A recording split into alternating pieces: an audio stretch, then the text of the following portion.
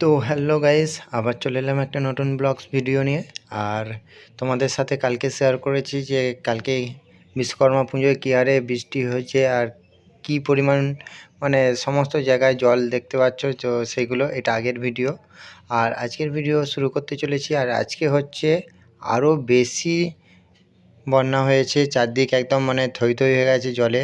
আর সেটাই আজকে দেখব। আর শুধু আজকে আমি দেখব না, আজকে অনেক জায়গায় ঘুরবো। অর্থাৎ যেখানে যেখানে বন্যা হয়েছে, যেখানে যেখানে বান হয়েছে, সমস্ত জায়গা ঘুরবো আর তোমাদেরকে দেখাবো। চলো আজকে শুরু করা যাক প্রথম থেকে। গাইস, আমরা এখন বেরিয়ে পড়েছি জামালপুর পড়তে। আমার সাথে আছে পুলক। আমরা জামালপুর যাওয়ার সময় গ্রামের কয়েকজনের মুখে শুনলাম যে শ্রীকৃষ্ণপুরে কোনো এক জায়গায় পাড় ভেঙে গেছে, দিয়ে দামোদর নদীর জল ঢুকছে। তো আমরা সেখানে গিয়ে দেখা হচ্ছে, চলো। এখন দামোদর নদীর জল আমাদের শ্রীকৃষ্ণপুর আশিস কার দোকানে এখানে এসে গেছে, একদম কাছাকাছি এসে গেছে।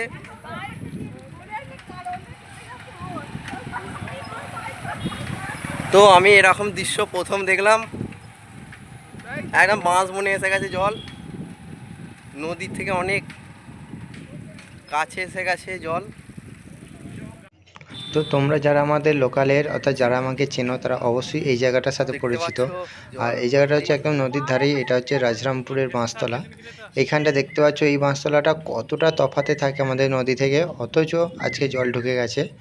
আর সত্যি বলতে এতটা পরিমাণ মানে বন্যা এবারই আমি প্রথম দেখলাম। আর এটা দেখার পর মানে কি অবস্থা ভাই, চারদিকে শুধু জল আর জল।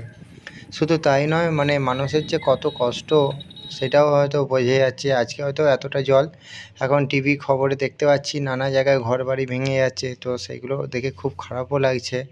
তো দেখতে পাচ্ছ কি অবস্থা। চলো এরপর জামালপুর যাওয়া যাক। এখন জামালপুরের উদ্দেশ্যেই বেরিয়েছি। আর এটা হচ্ছে জামালপুর ব্রিজ। আর এই জামালপুর ব্রিজ থেকে একদম মানে কি বলবো, মানে চারদিকে দেখো, মানে আজকে এখন তো সকালবেলায়, এখন অতটা কিন্তু মানুষের ভিড় নেই, কিন্তু এতটা পরিমাণ জল বেড়েছে যে আস্তে আস্তে মানুষের এই ভিড়টাই কতটা বেড়ে যাচ্ছে। আর এখন যেটা শুনলাম আসার সময়, মানে এর থেকে যদি বেশি জল বাড়ে তাহলে কিন্তু জামালপুর ব্রিজ মানে বন্ধ করে দেওয়া হবে। মানে এমনিতেই কিন্তু ভারী গাড়ি চলাচল বন্ধ করে দিয়েছে এখনই। যেমন হচ্ছে লরি, বাস এগুলো খুব একটা চলছে না, বাসটা যদিও চলছে, লরি একদম বন্ধ। আর টুকটাক গাড়ি মোটরসাইকেল এইগুলো চলছে।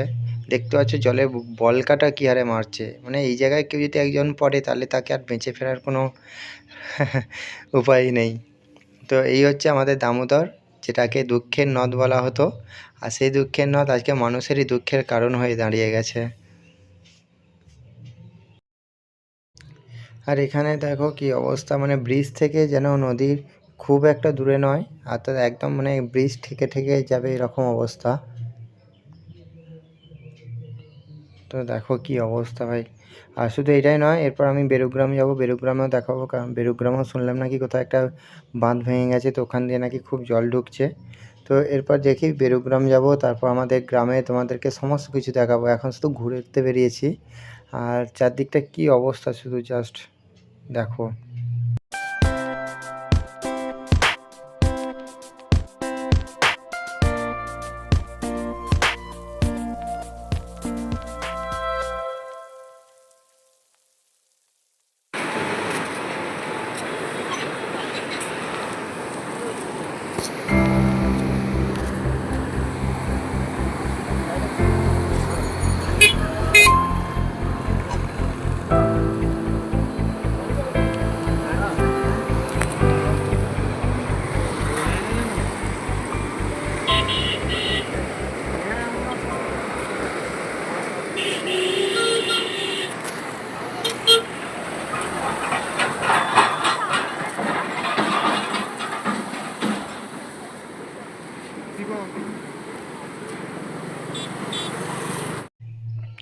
তো গাইস, এটা দেখতে পাচ্ছ আমাদের তাঁতপুর অর্থাৎ বেরুগ্রাম ব্রিজ, যেটা রেল ওভার ব্রিজ। এখান দিয়ে আমাদের বাঁকুড়া টু মশাগ্রামে যে ট্রেনটা যায়, সেই ট্রেনটার ব্রিজ আর কি এই দামোদর নদীর উপর দিয়ে। আর এখানে অবস্থাটা দেখো, এও প্রায় একদম সেম সেম। আর সব থেকে বেশি হচ্ছে এই যে প্লেয়ারগুলো আছে, প্লেয়ারগুলোর যে সাউন্ড, সেটা হয়তো তোমরা শুনতে পাচ্ছ কিনা জানি না, কিন্তু এই যে সাউন্ড, তাতেই তোমাদের ভয় লেগে যাবে, এত মানে বলকা উঠছে এই জায়গাগুলোয়। এটা হচ্ছে বেরুগ্রাম আমাদের।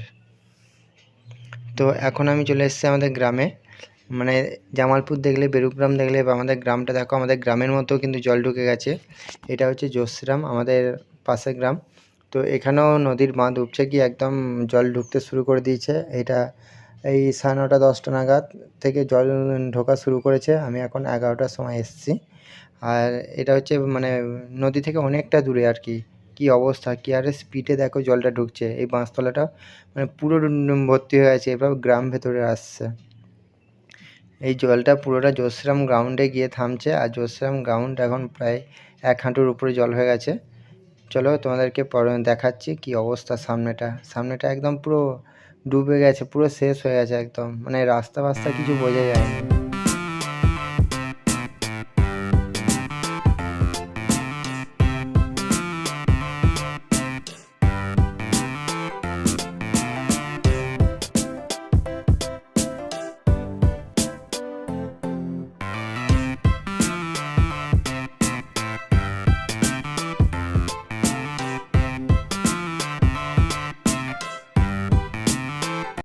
বলো তো কি এই কি সমস্যা জায়গাটা আছে বলো। গণেশদার বাড়ির এখানের জায়গা, এখানটা দিয়ে জলটা ঢুকছে। আর এই জলটা আরও বেশি ঢুকতো যদি এই ঢালাই রাস্তাটা না থাকতো। অর্থাৎ এই যে ঢালাই রাস্তাটা রয়েছে, এই কারণে কিন্তু জলটা অনেক কম ঢুকছে, কারণ ঢালাই রাস্তা থেকে মানে শক্ত। আর এটা যদি মাটির কোনো রাস্তা হতো তাহলে হয়তো ধুয়ে আরও বেশি ঢুকতো। তো সামনের দিকে এগুচ্ছি, দেখো কি অবস্থা। এই জায়গাটা দিয়ে বেশি ঢুকছে, মানে ওই যে মাটির বাড়িটা রয়েছে, এই মাটির বাড়িটা দিয়ে একদম মানে 1 হাঁটু উপরে জল ভিতরটা, আর এখান দিয়ে জলটা ঢুকছে পুরো গ্রামের ভিতরে। আর সবথেকে ব্যাপার হচ্ছে ওই দিকেও যাতে জল না যায়, তার জন্য ওই দিকটা ওই যে বস্তা দিয়ে বাঁধা হচ্ছে। তোমরা দেখো মানে কি অবস্থা, জাস্ট কী হারে স্রোত নিয়ে গ্রামের ভেতরে ঢুকছে। এই রকম যদি প্রায় 2 ঘন্টা ঢোকে, তাহলে কিন্তু আমাদের গ্রাম পুরো একদম জলের তলায় চলে যাবে, অর্থাৎ আমাদের বাড়ি পর্যন্ত চলে যাবে। আর নদী থেকে আমাদের বাড়িটা অনেকটাই দূরে যদিও, কিন্তু তা হলেও যদি এই রকম পরিমাণ জল ঢুকতে থাকে, তাহলে কিন্তু মানে ভাববার বিষয় রয়েছে।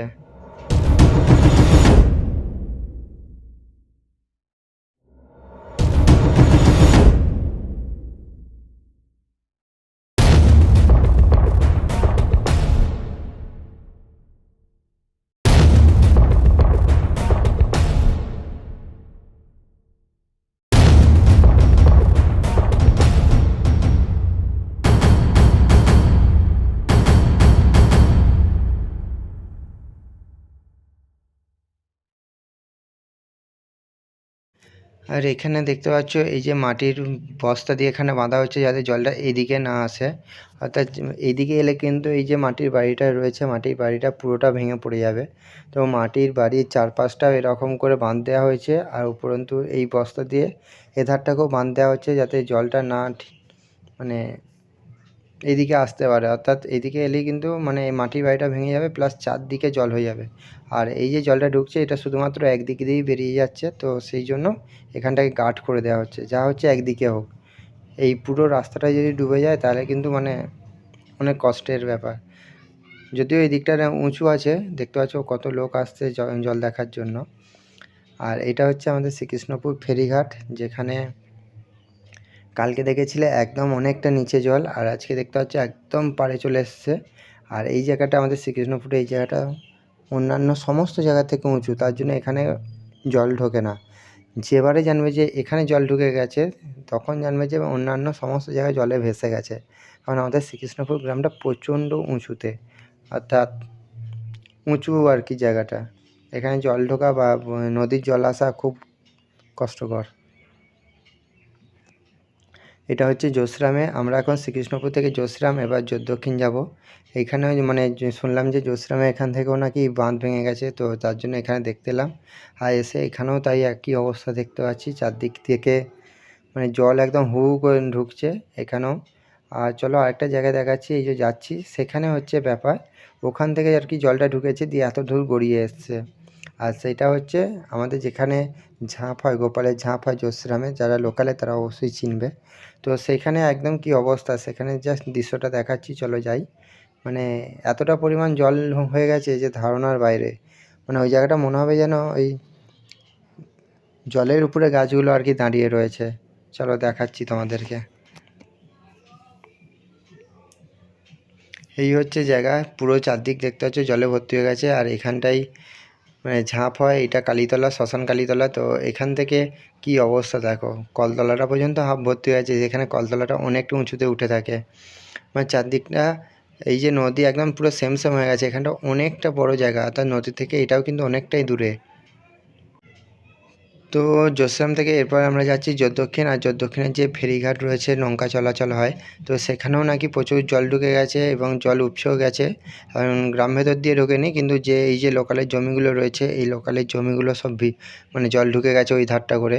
তো ওই ধারটা আমি যাব না, কারণ ওই ধারটা এমনিই মানে বন জঙ্গল পাড়া। তো আমি শুনলাম যে ওইদিকে জল ঢুকে গেছে। আর সামনের দিকটা দেখো, পুরো নদী আর লেভেল হয়ে গেছে একদম কানায় কানায়। আর এদিকেও কিন্তু জল খুব একটা ঢোকেনি, জাস্ট ওই মাঠের দিকেই যা ঢুকেছে। আর এখানটা একদম দেখো পুরো কি বলবো, কালকের একটা ছবি তোমাদেরকে এখানে অ্যাড করে দেবো, তো দেখবে কালকে জলটা কতটা নিচে ছিল আর আজকে কতটা উঁচুতে। মানে এতটা পরিমাণ জল পেয়েছে, 1.5 লাখ কিউসেক জল। মানে চিন্তা করো, অতটা জল একবারে ছেড়েছে, তাহলে তো নদীতে বন্যা হবেই, এটা তো স্বাভাবিক।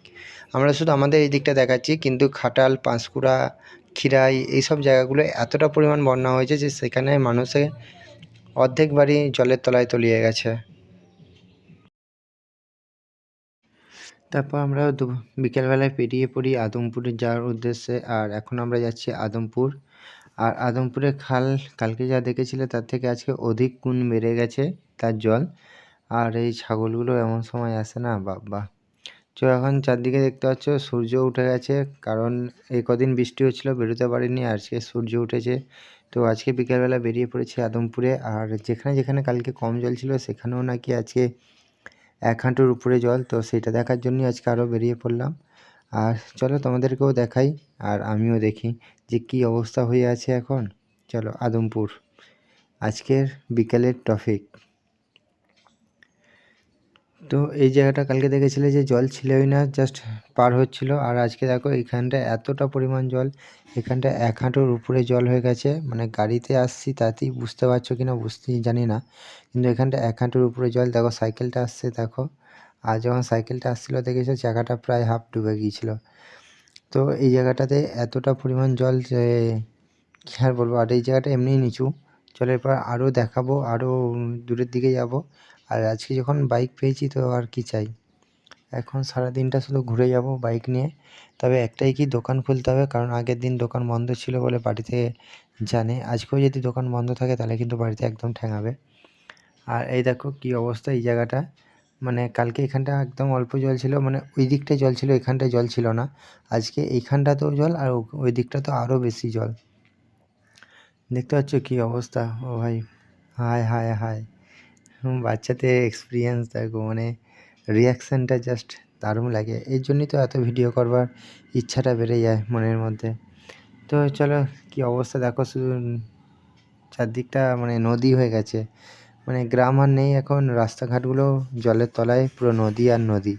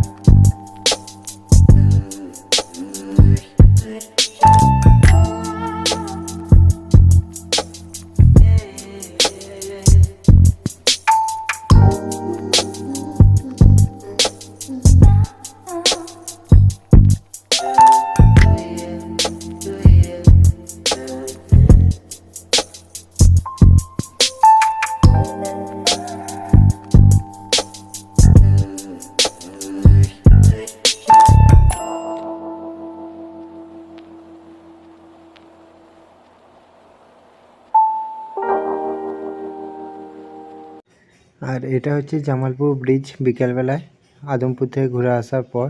আর এতটা পরিমাণ জল বেড়েছে যে এত মানুষ দেখতে আসছে যে ধারণার বাইরে। মানে জল দেখার থেকে এখানে মানুষ দেখারটা আমার এতটা সুন্দর লাগলো যে জল দেখা বাদ দিয়ে আমি আগে মানুষের ভিডিও করলাম। মানে সত্যি মানে কী বলবো, দূর থেকে এত সুন্দর লাগছিল, কাছে এসে দেখলাম আরও মানে সুন্দর লাগছে। মানে মানুষগুলোকে দেখতে মানে কোনো দিন এরকম ভিড় হয় না, এমনকি ঝুলনের সময় তো ব্রিজে এত ভিড় হয়নি মানে যতটা আজকে মানুষের ভিড় হয়েছে। আর মানুষের এত ভিড় দেখে ব্রিজ পর্যন্ত বন্ধ করে দেওয়ার উদ্যোগ ছিল, কিন্তু এখনও পর্যন্ত ব্রিজ বন্ধ করেনি, এখনও পর্যন্ত যান চলাচল স্বাভাবিক রয়েছে। তো আজকে এই ছিল ভিডিও। আর আজকে তো কোনো কমেন্ট করিনি, কারণ আজকে অনেক সবাই গিয়েছিলাম বাইকে, তো সেখানে কমেন্ট করতে পারিনি আর ভয়েস এডিটও করাও হয়নি কো। তো তার জন্য আজকের ভিডিওটা এইটুকুই রইলো। আর তোমরা অবশ্যই চ্যানেলটাকে সাবস্ক্রাইব করে দিও। পরবর্তী ভিডিওগুলো কিন্তু গোপ্রোতে হতে চলেছে, এইটুকু তোমাদেরকে জানিয়ে রাখলাম। জাস্ট এবার এডিটের অপেক্ষা।